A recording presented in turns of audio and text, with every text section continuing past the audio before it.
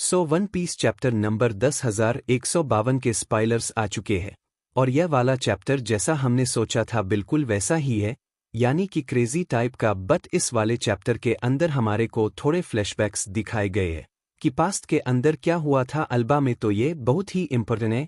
कबान अब हमारे को सिखाने वाला है कि होली नाइट्स वगैरह को कैसे डैमेज देते हैं और कौन सी कॉन्करर हॉकी का यूज करना पड़ता है। साथ ही साथ हम लोग को यह भी पता लग जाएगा कि लोकी जो है वो निर्दोष है, उसने कुछ भी नहीं किया और हमारे को एक तरीके से पास के बारे में सब कुछ पता लग जाएगा इस वाले चैप्टर के अंदर। तो हाँ, ये चैप्टर बहुत ही ज्यादा इंटरेस्टिंग है।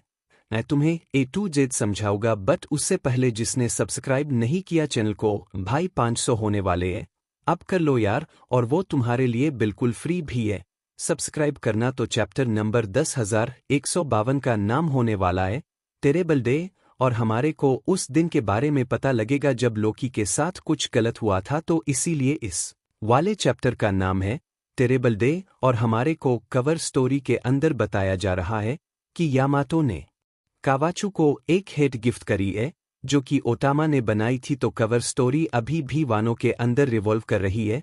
आई डोंट नो इसका क्या कंक्लूजन होने वाला है। मेरे हिसाब से अब तुम लोग इसको देखना भी बंद कर चुके हो। तो यहाँ से हमारे चैप्टर की स्टार्ट होती है जहाँ पे गबान हमारे को एक्सप्लेन कर रहा है कि होली नाइट जो है ना, वो लोग इनविजिबल नहीं है, मतलब उनको मारने का एक बहुत ही तगड़ा तरीका है। गबान यहाँ पे बताता है कि जो कॉन्करर हॉकी तुम यूज कर रहे हो वो बिल्कुल ठीक है, बट तुम लोग को उस हॉकी को और इम्प्रूव करना पड़ेगा। मतलब उस हॉकी के अंदर कुछ ना कुछ कमियां हैं जो इनको ठीक करनी पड़ेगी और गबान वो इनको सिखा सकता है। अब यहाँ पे गबान एक और चीज बोलता है, वो यह बोलता है कि भाई क्रू के अंदर एक और बंदा है जो कि कॉन्करर हॉकी का यूज कर सकता है।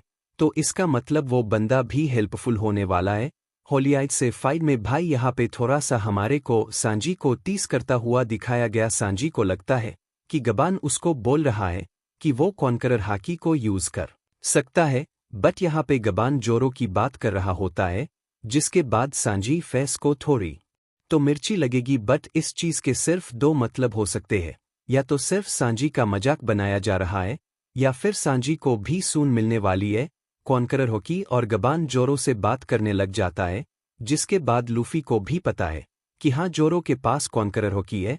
अब यहाँ पे अंडरवर्ल्ड के अंदर जो अपना सीन चल रहा था लास्ट के अंदर, जहाँ पे लोकी बोलता है कि मैं भी तुम लोग की ईमू के साथ फाइट के अंदर हेल्प करने वाला हूं, तो वहां पे हजरुद्दीन मना कर देता है। वो बोलता है कि वो लोकी को छोड़ने वाला है ही नहीं भाई, वो यहीं पे बंद करके रखेगा उसे। बट यहाँ पे लूफी सीधा लोकी को ऑफर दे देता है कि भाई वो उसका क्रू ही जॉय कर ले, और इस तरीके से हजरुद्दीन उसको नहीं रोक पाएगा, क्योंकि लूफी के क्रू के मेंबर को रोकने का मतलब ही नहीं है ना हजरुद्दीन का। बट यहाँ पे हजरुद्दीन जोरो सांजी तो मना करते ही है, साथ के साथ लोकी भी मना कर देता है। कहता है भाई यह प्लान क्या बना रहा है तू। अब यहाँ पे हमारे को गबान एक चीज को रिवील करता है, जो कि भाई वो लोकी हजरुद्दीन और लूफी को बता रहा है कि उस दिन जब वो बहुत ही खतरनाक दिन था, तब शेंगस और गवान एल्बा के अंदर ही थे और कुछ ऐसा घटा जो इन लोगों ने सोचा भी नहीं था। यहाँ पे एक 14 साल पुराने फ्लैशबैक को दिखाया जाता है, जहाँ पे हमारे को यह बताया जाता है कि लोकी कासल के अंदर जा रहा था किंग हराल्ड से पूछने। किंग हराल्ड ने वर्ल्ड गवर्नमेंट के साथ में दोस्ती क्यों कर ली, क्योंकि वर्ल्ड गवर्नमेंट तो वो लोग हैं ना जिन्होंने रक्स दी एकजीबैक को मारा, और रक्स दी एकजीबैक लोकी का आइडल है।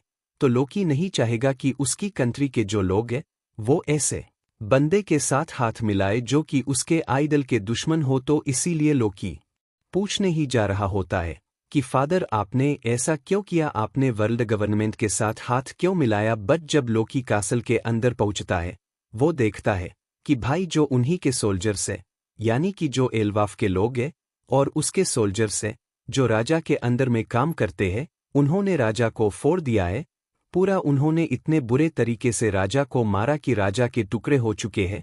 और अब मेरे हिसाब से तुम लोग इस चीज को समझ गए कि वहां पे जब राजा मरा हुआ था तो 100 लोग की लाशें कैसे मिली थी, लोकी ने उनको क्यों मारा। यो कि लोकी के फादर को उन लोगों ने मार दिया था, और वो लोग मेरे हिसाब से जैसा अभी डोरी एंड ब्रोगी रिएक्ट कर रहे हैं बिल्कुल वैसा ही रिएक्ट कर रहे थे। और जब हम लोग डोरी एंड ब्रोगी से आगे फाइन देखने वाले हैं, लूफी वगैरह की, तो लोकी यही बोलेगा भाई वो लोग भी बिल्कुल ऐसे ही रिएक्ट कर रहे थे, जहां से हमारे को यह पता लगेगा यह सारा का सारा कियाद्रा इमू का है। भाई अब यहाँ पे हमारे को यह भी बताया जाता है कि शिंक्स ने गबान को एक दिन बोला कि उसकी किंग हराल्ड से बहुत ही अच्छी बॉन्ड वगैरह से बनी है, तो शिंक्स बोलता है कि वो भी एक दिन किंग हराल्ड से मिलने के लिए जाएगा। बट तब हमारे को दिखाया जाता है एकदम से इस सीन के बाद ही एक मिस्टीरियस फिगर आती है, जो कि एल्बा के अंदर से एक लेजेंडरी डेविल फ्रूट को चुरा लेती है। अब सबको यही लगेगा कि शंक्स ने डेविल फ्रूट को चुरा लिया और उसने जाके वही फ्रूट जो लूफी ने खा लिया था उस टाइम पे। तो यहाँ पे मेरे हिसाब से जो एल्बा का डेविल फ्रूट है वो तो लोकी खा चुका है, क्योंकि लोकी ने भी कोई डेविल फ्रूट खाया हुआ है जो कि लेजेंडरी है। भाई बाकी देखो भाई आगे क्या होने वाला है, क्योंकि स्टोरी के अंदर कुछ भी ट्विस्ट बन सकता है। यहाँ पे एक और फ्लैशबैक की स्टार्टिंग होती है बिल्कुल चैप्टर के एंड के अंदर, और यह वाला जो फ्लैशबैक है यह 109 साल पुराना है। यहाँ पे हमारे को दिखाया जाता है कि कैसे यंग और बहुत ही तगड़ा किंग हराल्ड, मतलब उस टाइम पे तो वो किंग नहीं था, बहुत ही तगड़े तरीके से वो एक रैम्पेज मोड के अंदर है, जहाँ पे वो कहीं ह्यूमन किंगडम के पास से निकल रहा है और हो सकता है वो उनसे लड़ता हुआ भी निकल रहा। अब मेरे को यह चीज़ तो समझ में नहीं आई कि भाई वो रैम्पेज कर रहा है तो इसमें हमारा क्या फायदा है।